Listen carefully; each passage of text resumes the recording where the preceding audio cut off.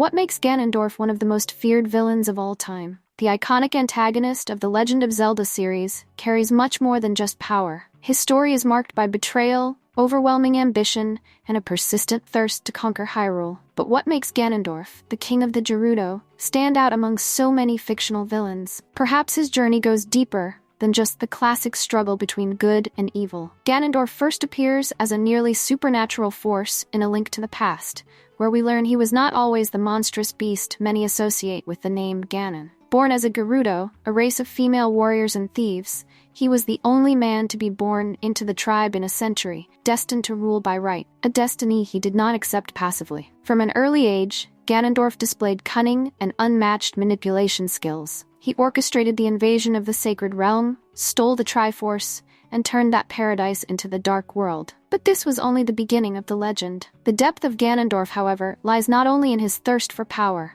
In The Wind Waker, we gain a more introspective view of the character. He reveals that his envy of Hyrule's peace and prosperity stemmed from his origins in the barren Gerudo Desert, where survival was a daily battle. This desire to change his people's fate drove him to extreme measures. But are his actions justifiable by this motivation? Is Ganondorf a villain or merely a victim of circumstance? Despite his intelligence and ability to manipulate events, Ganondorf always found his greatest obstacles in Link and Zelda. In Ocarina of Time, the villain manipulates events behind the scenes, gaining the king's trust and betraying Hyrule to access the power of the Triforce. But even after obtaining the Triforce of Power fragment, he fails in his quest for the full Triforce. Was fate always conspiring against him? In Twilight Princess, Ganondorf reaches another level. Even when condemned to execution, he survives thanks to the power of the Triforce of Power and once again manipulates events to try and retake Hyrule. In Tears of the Kingdom, Ganondorf reaches his peak,